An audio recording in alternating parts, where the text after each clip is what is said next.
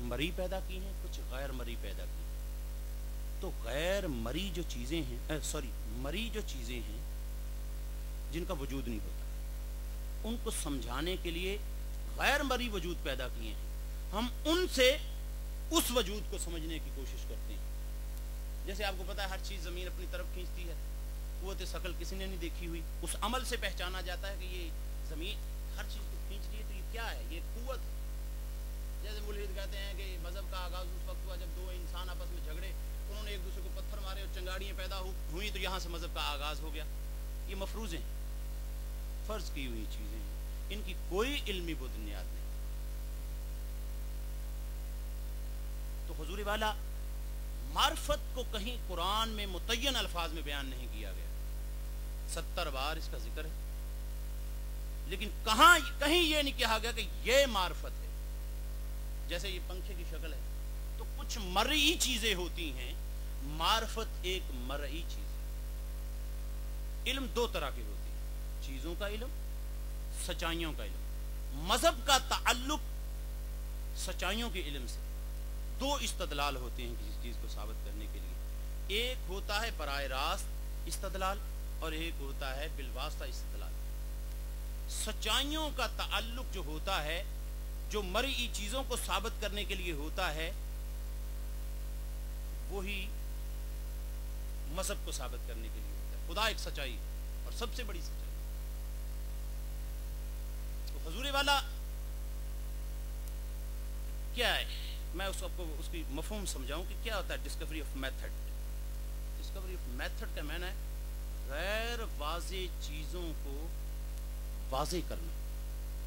اب جب کبھی پی ایچ ڈی کرنے جائیں، جو صاحب کبھی گئے ہوں گے، جنہوں نے ایم اے کیا ہے، پی ایچ ڈی کرنے کے لیے کبھی مقالے کے لیے پہنچے ہوں گے یونیورسٹی میں، تو انہیں ایک عنوان دیا جاتا ہے برِ صغیر میں استعمار کے اثرات۔ اب ایک عنوان ملتا ہے، کتاب نہیں دیتے، نصاب نہیں بتاتے، کچھ بھی نہیں بتاتے، کہتے ہیں جائیں جی اس پہ ایک مقالہ لکھ کے لائیں۔ ایک آدمی ایک عنوان کو پکڑ کے یونیورسٹی سے نکلتا ہے، کیا ہے؟ برِ صغیر میں استعمار کے اثرات۔ اب اس پہ یہ غیر واضح بات ہے۔ اب نے اس حقائق کی دنیا میں اب اس نے کیا کرنا ہے؟ تھوڑی سی میری باتیں مشکل سی ہیں، کیونکہ میں مطلب آپ کو ان میں آسان الفاظ میں ان کو نہیں سمجھا سکتا، اس لیے میں تقریر ہی نہیں کرتا۔ میں ایک رسالہ نکالتا ہوں الشعور کے نام سے، 6 ماہ کے بعد ابھی شاہ صاحب مجھے بولے تھے کہ آپ ادھر لاتے ادھر تقسیم کرتے۔ جیسے شعور بھی ایک غیر مری چیز ہے، اب اس کو سمجھانا، عقل کیا ہے، اب اس کو سمجھانا ہو تو یہ نہیں کہہ سکتا یہ اسپیکر کی طرح ہوتی ہے۔ اس کے لیے بھی آپ کو اب بالواسطہ استدلال کو استعمال کرنا ہوگا۔ حضور والا آئیں ذرا اس طرف کے ڈسکوری آف میتھڈ کیا ہوتا ہے، اس کو سمجھیں گے، معرفت سمجھ میں آ جائے گا۔ ابھی میں نے بولا کہ برِ صغیر پر استعمار کے اثرات۔ اب ایک طالب علم کو عنوان دے دیا جاتا ہے، پہلے اس پہ وہ ایم فل کرتا ہے، پھر اس کے بعد وہ پی ایچ ڈی کر کے لیے اپنا نکل کھڑا ہوتا ہے، یونیورسٹیوں میں جاتا ہے، اساتذہ سے ملتا ہے، لوگوں کو دیکھتا ہے، لائیو پڑھتا ہے کتابوں کو، یہ وہ مشورے کرتا ہے اہل علم سے، اور پھر وہ لکھنا شروع کرتا ہے۔ پہلے اس کے لیے ایک چیز غیر واضح تھی، اب اس نے اس کو قلم اٹھایا، اس پہ لکھنا شروع کر دیا، تو وہ واضح کر رہا ہے اس چیز کو۔ معرفت کا معاملہ اس دنیا میں اللہ تبارک و تعالیٰ نے کچھ اس طرح مسلمانوں کو تخلیقی دیکھنا چاہتا تھا، دریافتی دیکھنا چاہتا تھا۔ اسی مذہب نے جدید دور کی بنیاد رکھی، جس نے پرستش جن چیزوں کی جاتی تھی، کہا تھا کہ یہ قابل تحقیق ہیں، صرف اللہ کی پرستش کی جاتی ہے، صرف اللہ کی عبادت کی جاتی ہے، دنیا کی کسی چیز کی عبادت نہیں کی جاتی، صرف اللہ کی عبادت کی جاتی ہے۔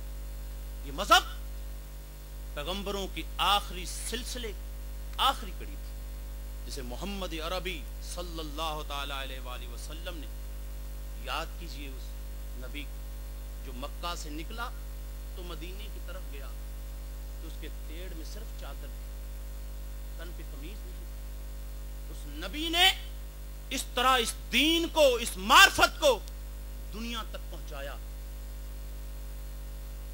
قربانی ہے۔ میں ابھی ایک صحابی کے بارے میں پڑھ رہا تھا جنہوں نے حضور کے دان نکالے، عبید الرحمن یا عبید اللہ ان کا نام تھا۔ تو تو میری آنکھوں میں آنسو آ. ایسے لوگ تھے جنہیں دنیا کا پتہ ہی نہیں تھا, جو تیروں کی بارشوں میں حضور کے سامنے آ کر کھڑے ہو جاتے تھے, وہ بھی دنیا میں رہتے تھے. ہمیں تو کتنی سہولتیں حاصل ہو گئی, لیکن ہم پھر بھی اس دین کو پھیلانے کے لیے تیار نہیں. جدید امکانات پیدا ہو چکے ہیں, ادخال کلمہ کا وقت آ چکا ہے, قیامت قریب ہے. اب گھر گھر اسلام کا پیغام پہنچانا مسلمان پہ فرض ہو چکا ہے. جو جن کا جدید مطالعہ ہے وہ جانتے ہیں کہ قیامت کی نشانیاں اپنے آخری درجے میں دنیا میں ظاہر ہو رہی ہیں. منقطع شمالی قطبی کا گلیشیئر کا پگھلنا 2 درجے کی صرف دوری پہ پڑا ہوا ہے سمندروں کی سطح کو بلند کرنے کے لیے, جہاں سے میتھین اور کاربن ڈائی آکسائڈ کی اتنی تعداد نکلے گی کہ وہ دنیا کی آکسیجن کو انسانوں کے لیے سانس لینے کی ناقابل بنا دے. 2 ڈگری پہ ہے وہاں, صرف سمندر زمین سے اوپر نکل جائیں گے. وقت آ گیا ہے ادخال کلمہ, جسے رسول نے فرمایا میرے بھائی ہیں. صحابہ نے عرض کیا یا رسول اللہ, ہم آپ کے بھائی ہیں, آپ میرے ساتھی ہیں. وہ میرے بھائی ہوں گے جو مجھے دیکھے بغیر اس کلمے کو دنیا میں پہنچائیں. امت میں ہونے سے اخوان رسول نہیں ہو جاتا بندہ, ایک کردار ہے جسے ادا کرنے کے بعد رسول کا بھائی بننا. حضور نے فرمایا وہ میرا بھائی ہے. کون مسلمان نہیں چاہتا کہ میں اللہ کے نبی کا بھائی بن جاؤں؟ ہے کوئی؟ ان کی 2 ہی صفتیں ہوں گی, ایک وہ صاحب معرفت ہوں گے جنہیں اخوان رسول کریم صلی اللہ علیہ وسلم نے فرمایا ہے, ایک وہ صاحب معرفت ہوں گے, دوسرا وہ دنیا میں ہر گھر میں کلمے کو داخل کرنے کی جد و جہد پہ زندگی گزار رہی ہوں. حضور نے فرمایا وہ میرے بھائی ہیں. اور ہم یہاں پر بستر ڈالے ہوئے, دنیا میں ایک قانون اللہ نے رکھا جو انسانوں نے آج تک نہیں جانا, تجربے کے باوجود بھی نہیں جانا. یہاں ایسا سسٹم ترتیب دیا گیا ہے اللہ نے کہ یہاں جو اپنا مقام بنائے گا یہ نظام اس کے نام کو مٹی میں ملا دے گا. لیکن انسان پھر بھی نہیں سمجھا, وہ پھر بھی عمارتوں پہ عمارتیں کھڑے کر رہا, دولت کے انبار کے چکر میں. یہ غفلت جو انسان اپنے آپ کو مار رہا ہے. معرفت ایک غیر واضح چیز ہے, اسے انسان نے اپنی دریافت سے واضح کرنا ہے. اس نے خود خدا کو دریافت کرنا ہے. یہاں دریافت کوئی دے گا نہیں, جہاں سچی طلب ہوگی وہاں دریافت آئے گی. یہ ایک طرز فکر ہے جو کسی صاحب علم سے سیکھنا پڑتا ہے. مارنا پڑتا ہے اپنے آپ کو. 20-40 سال ایسا بندہ نہیں ملتا جو اس میتھڈ کو سمجھا سکے. نہیں ملتا, تلاش ہی نہیں ہے تو بندہ کہاں سے ملے گا؟ کوئی جاننا نہیں چاہتا خدا کیا ہے, خدا کی عظمت کیا ہے, خدا کس ذات کا نام ہے, کوئی نہیں جاننا چاہتا. میں نے نہیں دیکھا, میں معذرت, خدا کیا ہے. حضور والا میرے کو مولوی صاحب آ چکے ہیں. میں نے عرض کیا کہ معرفت جو ہے وہ ایک ڈسکوری آف دی میتھڈ کی طرح اللہ نے یہاں نظام رکھا کہ ہر انسان خدا کو دریافت کرے, ہر انسان تخلیقی ہو. جب اس مرحلے میں نکلے گا تو اس کی تخلیقی صلاحیتیں, وہ تخلیقی نہ ہوگا تو مجھے آ کے پکڑ لیجیے. اسلام تخلیقی انسان تیار کرنا چاہتا ہے, صاحب علم انسان تیار کرنا چاہتا ہے, صاحب معرفت انسان تیار کرنا چاہتا ہے.